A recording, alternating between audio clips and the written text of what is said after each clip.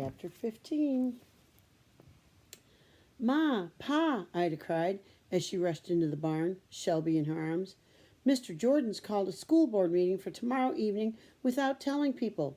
It's to make sure the school stays shut down. Now hold on, her father said. If he didn't tell, how'd you know? He and Mrs. Bidson were shearing sheep. Mrs. Bidson was holding them steady while Mr. Bidson did the clipping. Breathless, Ida explained about Herbert's visit and what he had said. That doesn't seem quite fair, Mrs. Bidson said when Ida had finished. I have to tell everyone that it's happening, Ida said.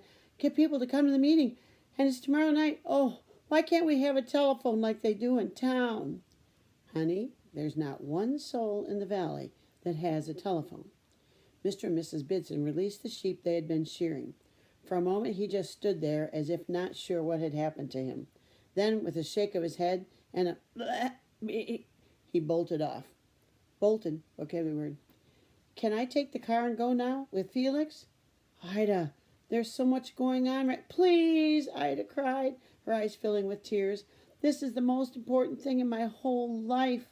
This summer, after school, all day, all the time, I'll work double hard, triple hard. I'll take care. Ida, her mother interrupted sharply. Your pa's not trying to drive a bargain. You can see what's going on. You're needed here.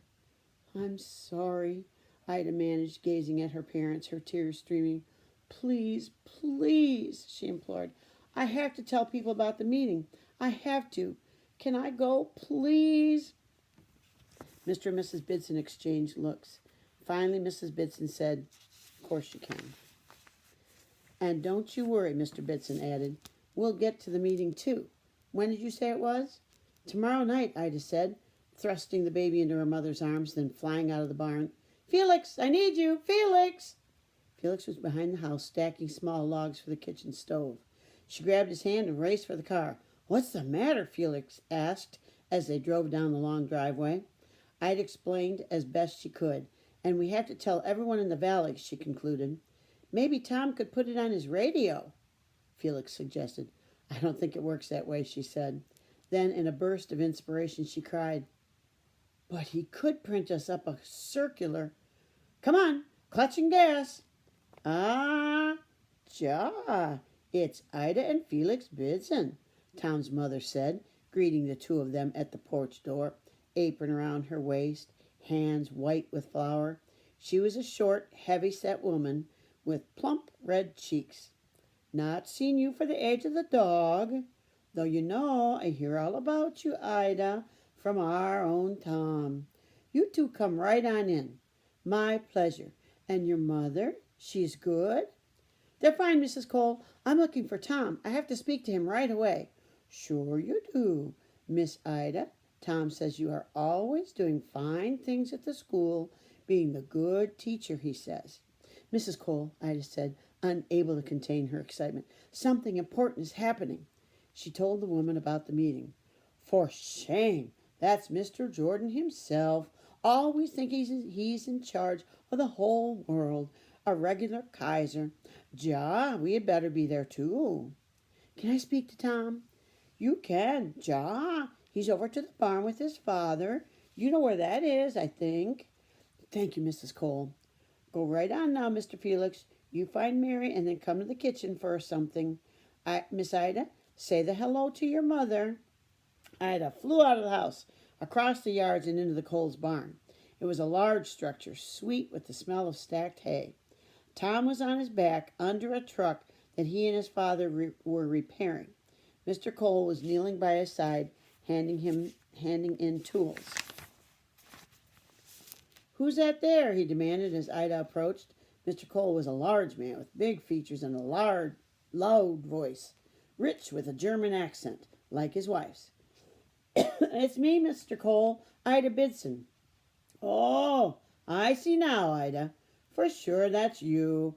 How do you do, Tom? He said, giving a poke to his son. Here comes a visitor for you, I think. Not me. Tom pushed himself out from beneath the truck and looked up. Hi, he called. Tom, Ida said, too excited to make small talk.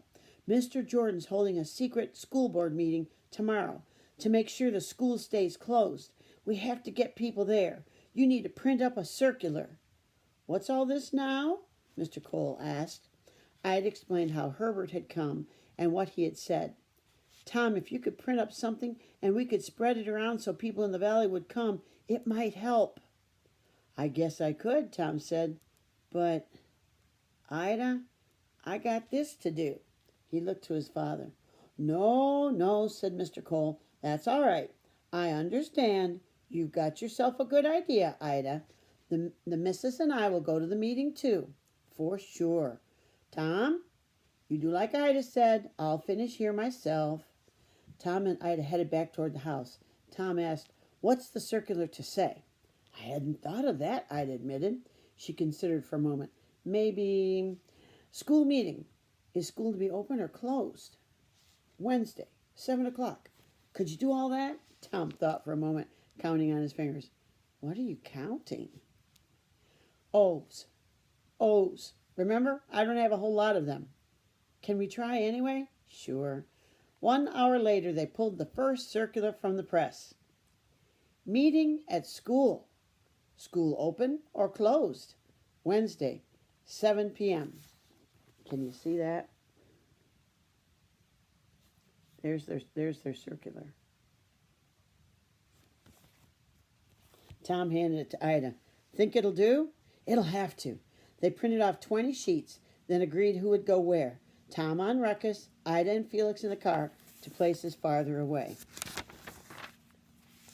"Oh, Tom, do you think people will come?" Ida asked as she opened the car door for Felix. "Don't know," he said. "Worth trying, though. And at the meeting, you're going to have to say something." "Me? Why?" "The teacher always talks at board meetings. And, in case you forgot, you're the teacher."